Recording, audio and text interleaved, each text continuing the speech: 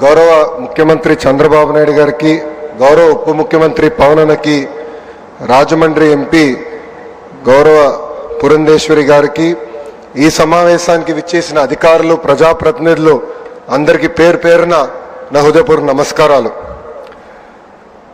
June 4వ తారీఖు నాడు రాష్ట్ర చరిత్రనే మార్చిన రోజు, ప్రజాస్వామ్యం గెలిచిన రోజు. బాబాసాహెబ్ డాక్టర్ బిఆర్ అంబేద్కర్ గారు రాసిన రాజ్యాంగం గొప్పతనం ఏంటో ప్రజలు చూపించిన రోజు. అందరూ కూటమి గెలిచింది, తెలుగుదేశం పార్టీ గెలిచింది, జనసేన పార్టీ గెలిచింది, లేదంటే భారతీయ జనతా పార్టీ గెలిచింది అంటున్నారు. కానీ గెలిచింది కూటమి పార్టీలు కాదు, గెలిచింది ఆంధ్ర రాష్ట్ర ప్రజలు.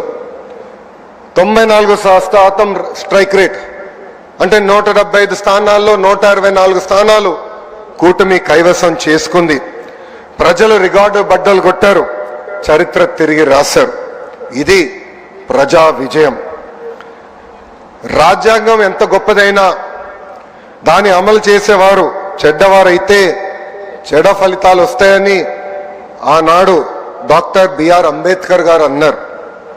గత 5 ఏళ్ల విధ్వంస పాలన మనందరం చూసాం. 10 లక్షల కోట్ల అప్పు చేశారు, ఆంధ్రప్రదేశ్ని అప్పుల ప్రదేశ్గా మార్చేశారు. ఒక కొత్త కంపెనీ తీసుకురాకపోగా ఉన్న కంపెనీల్ని పక్క రాష్ట్రానికి తరిమేసే పరిస్థితి మనందరం చూసాం. దేశంలో ఎక్కడైనా పెట్టుబడులు పెడతాం కానీ ఒక్క ఆంధ్ర రాష్ట్రంలో మటుకు మేము పెట్టుబడులు పెట్టమని ఆనాడు లూలు సంస్థ ఏకంగా బహిరంగంగా చెప్తాం జరిగింది. అలాంటి పరిస్థితిలో ఆనాడు ఆంధ్ర రాష్ట్రం ఉంది. ఒక్క రోడ్డు వేయలేదు, కనీసం రోడ్డు పైన ఉన్న గుంటలు కూడా ఆనాడు పూడ్చలేదు. ఒక్క సాగునీటి ప్రాజెక్ట్ పూర్తి చేయలేదు. వరం లాగున్న డ్రిప్ ఇరిగేషన్ ఏకంగా ఇచ్చే సబ్సిడీ కూడా రద్దు చేశారు. ఇంకా వెలుగొండ ప్రాజెక్ట్ పూర్తి కాకుండా ముందల్నే జాతికి అంకితం చేసే సందర్భాలు మనం చూసాం. కప్పుడు నీళ్లు పోసి కుప్పంకు నీరు తీసుకొచ్చామని ఆనాటి పాలకులు అన్నారు. కడప స్టీల్ ప్లాంట్కి 2 సార్లు శంకుస్థాపన చేశారు, అక్కడ కనీసం ఒక్క ఇటుక కూడా పడలేదు. ఇంకా విశాఖపట్నంలో ఒక్క వ్యక్తి బతికేదానికి 700 కోట్లతో ఒక రాయల్ ప్యాలెస్ కట్టుకున్నారు తప్ప విశాఖ ఉక్కు గురించి కానీ అదేవిధంగా రైల్వే జోన్ గురించి ఏనాడు మాట్లాడలేదు. 5 ఏళ్లు అరాచక పాలన శంకుస్థాపన చేశారు, అక్కడ కనీసం ఒక్క ఇటుక కూడా పడలేదు. ఇంకా విశాఖపట్నంలో ఒక్క వ్యక్తి బతికేదానికి 700 కోట్లతో ఒక రాయల్ ప్యాలెస్ కట్టుకున్నారు తప్ప విశాఖ ఉక్కు గురించి కానీ అదేవిధంగా రైల్వే జోన్ గురించి ఏనాడు మాట్లాడలేదు. 5 ఏళ్లు అరాచక పాలన ప్రజలు చూశారు. ఏకంగా దళితుల్ని చంపి డోర్ డెలివరీలు చేసిన రోజులు ప్రజలు చూశారు. కోవిడ్ సమయంలో మాస్క్ అరిగినందుకు ఒక డాక్టర్ని ఎంత కిరాతకంగా చంపారో ప్రజలు చూశారు. అక్కని వేధించాడని కంప్లైంట్ చేసిన ఒక అమర్నాథ్ గౌడ్ని ఏకంగా పెట్రోల్ పోసి తగలబెట్టి చంపేసిన రోజులు ప్రజలు చూశారు. ప్రశ్నిస్తే లాఠీ దెబ్బలు, కేసులు, అరెస్టులు. ఇంకా విధ్వంస పాలనపై ప్రజలు తిరుగుబాటు చేశారు. అందుకే పెద్ద ఎత్తున కూటమిని ప్రజలు ఆశీర్వదించారు, దీవించారు. సుపరిపాలనలో మనం తొలి అడుగు వేశాం. 5 ఏళ్లు రాష్ట్ర విధ్వంసం చేసిన వారు ఈరోజు ప్రజాప్రభుత్వం ఏం చేసిందని ప్రశ్నిస్తారు. వాళ్ళని సూటిగా కొన్ని సమాధానాలు చెప్పదలుచుకున్నా.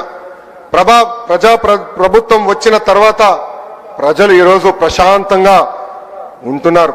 ప్రజాప్రభుత్వం వచ్చిన తర్వాత ప్రజల ముఖంలో చిరునవ్వు ఈరోజు కంపడుతుంది.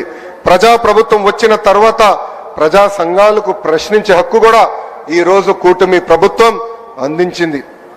నియంత పాలన నుంచి ప్రజలకి నిజమైన స్వాతంత్రం ఈరోజు వచ్చింది.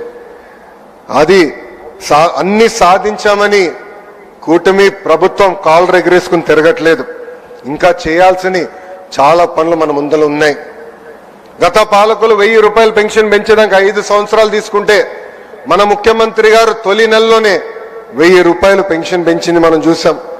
దేశంలో ఏ రాష్ట్రం ఇవ్వని విధంగా వృద్ధులకి ₹4000, వికలాంగులకి ₹6000, బెడ్కే పరిమితమైన వారికి ₹15,000 ఈరోజు కూటమి ప్రభుత్వం అందిస్తుంది. అంటే ఒక పెన్షన్ కార్యక్రమం ద్వారా ₹34,000 కోట్ల ఈరోజు కూటమి ప్రభుత్వం ఆర్థిక సహాయం చేస్తుంది. ఇంకా సూపర్ 6 లో ముఖ్యమైన హామీ తల్లికి వందనం. 67,27,164 మంది విద్యార్థులకు మనం తల్లికి వందనం కార్యక్రమం ఇస్తున్నాం. ఈ ఒక్క కార్యక్రమం ద్వారా 8,745 కోట్ల రూపాయలు తల్లుల ఖాతాలో డబ్బులు జమ చేశాం. ఇంకా first class, inter first class విద్యార్థులు చేరిన వెంటనే వాళ్ళు కూడా తల్లికి వందనం అందిస్తుంది కూటమి ప్రభుత్వం. గత ప్రభుత్వం పేదవాడికి అన్నం పెట్టే అన్న క్యాంటీన్ని మూసేస్తే కూటమి ప్రభుత్వం ఏర్పడిన మొదటి 100 రోజుల్లో 204 అన్న క్యాంటీన్లు తిరిగి ప్రారంభించాం. ఈరోజు దీపం పథకం కింద 2 కోట్ల గ్యాస్ సిలిండర్లు కూడా ఉచితంగా అందజేస్తాం జరిగింది. గత ప్రభుత్వం ఒక్క డిఎస్సి కూడా ఇవ్వలేదు, ఒక్క టీచర్ పోస్ట్ భర్తీ చేయలేదు.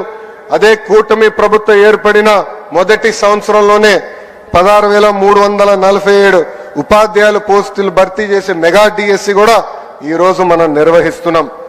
ఈ నెలలోనే అన్నదాత సుఖీభవ, ఆగస్టు 15కి మహిళలకు ఉచిత బస్ ప్రయాణం. గత పాలకులు ఆస్తులు కొట్టేసేదానికి తీసుకొచ్చిన ల్యాండ్ టైటిలింగ్ యాక్ట్ కూడా కూటమి ప్రభుత్వం రద్దు చేస్తాం జరిగింది.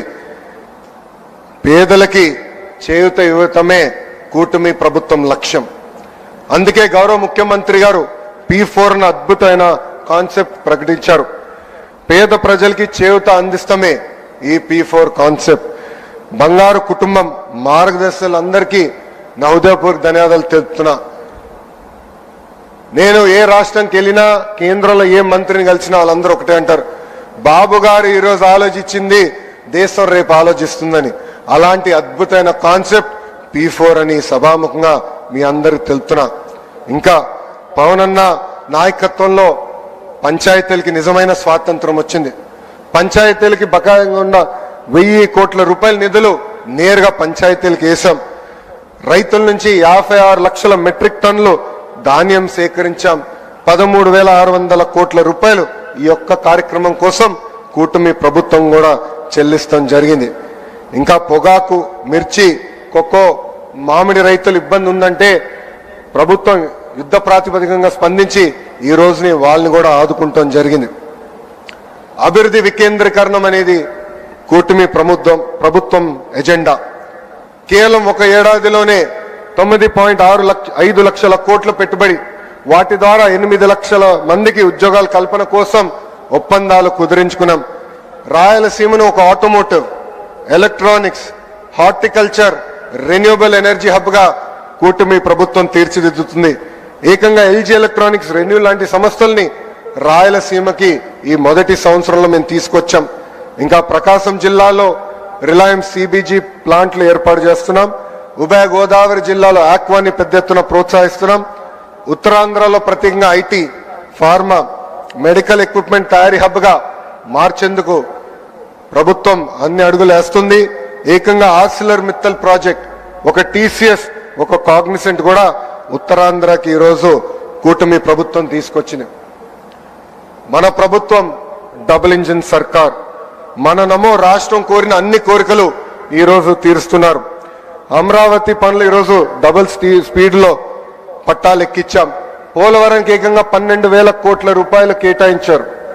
ఒక విశాఖ ఉక్కు కాపాడడానికి 11,500 కోట్ల రూపాయలు ఈరోజు మన నిధులు ఇస్తాం జరిగింది. ఇంకా ఉర్వకల్ కొప్పర్తి ఇండస్ట్రియల్ నోడ్ కు 5,000 కోట్ల రూపాయలు కేంద్ర ప్రభుత్వం మనకి సహాయం చేసింది. Visakha railway zone, Bhogapuram airport పనులు వేగంగా ఈరోజు జరుగుతున్నాయి. ఇంకా కర్నూలు హైకోర్టు బెంచ్ ఏర్పాటు కోసం కూడా కేంద్ర ప్రభుత్వం సహకరిస్తుంది. ఇది ఈ డబుల్ ఇంజిన్ సర్కార్ వారినే సాధ్యమని దయచేసి ఇక్కడున్న మనందరం గమనించాలని కోరుతున్నాం. నేను విద్యాశాఖ మంత్రిని. నా శాఖలో తీసుకువచ్చిన అనేక సంస్కరణల గురించి కూడా ఒక నిమిషం మీ అందరికి చెప్పదలుచుకున్నా. రాజకీయాలకు అతీతంగా విద్యా వ్యవస్థ ఉండాలని బలంగా నమ్మే ప్రభుత్వం ఈ కుటుంబ ప్రభుత్వం. గతం పాలనలో ఫోటోలు రంగుల పిచ్చిలు మనందరం చూసాం. పుస్తకాల పైన, బ్యాగుల పైన, బెల్ట్ల పైన, చివరిగా కోడిగుడ్డు పైన కూడా ఫోటోలు పెట్టే పరిస్థితి. ఏకంగా ఫీ రీంబర్స్మెంట్ నుంచి చిక్కి వరకు 6,500 కోట్ల రూపాయల బకాయిలు మన నెత్తిపైన పెట్టి వాళ్ళు పోయారు. ఇంకా మధ్యాహ్నం భోజనం కూడా ఆనాడు బకాయిలు పెడితే కూటమి ప్రభుత్వం అధికారంలోకి వచ్చిన తర్వాత నాదెండ్ల మనోహర్ గారు నేను కలిసి మధ్యాహ్న భోజనంలో ఈ రోజు సన్న బియ్యం కూడా కూటమి ప్రభుత్వం అందజేస్తుంది. స్కూల్ కిట్ కి ఏకంగా డాక్టర్ సర్వేపల్లి రాధాకృష్ణ గారి పేరుతో అందిస్తాం కూడా జరుగుతుంది. మారుతున్న కాలానికి తగ్గట్టుగా కేజీ నుంచి పీజీ వరకు కరికులం కూడా మేము మార్చుతున్నాం.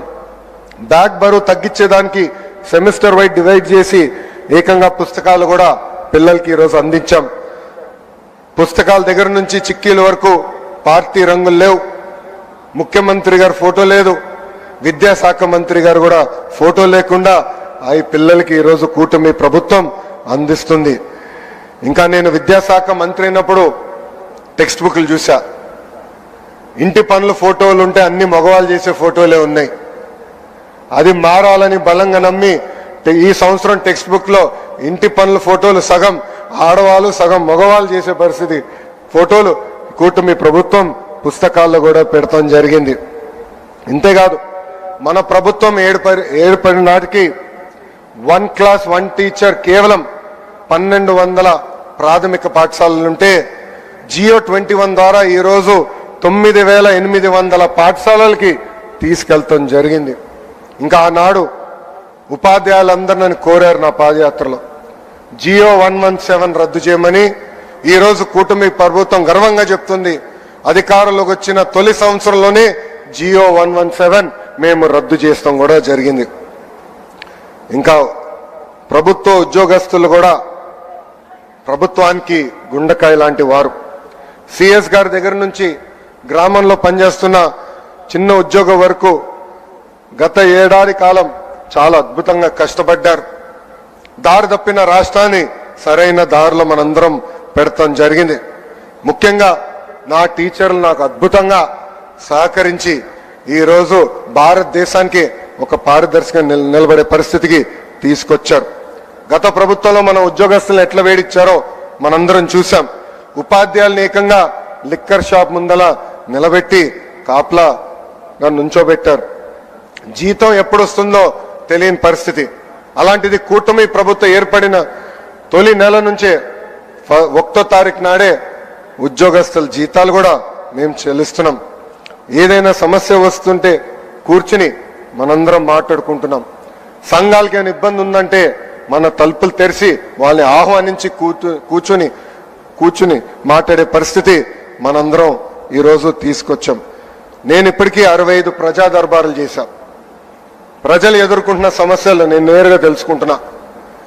అవన్నీ నీట్గా డిపార్ట్మెంట్ వారిగా డాక్యుమెంట్ చేసి ఎప్పుడు కేబినెట్ మీటింగ్ ఉంటే ఒక 20 నిమిషాల ముందలెళ్ళి ప్రతి మంత్రి గారు కూడా నేను ఆ వివరాలు ఇస్తాం జరుగుతుంది.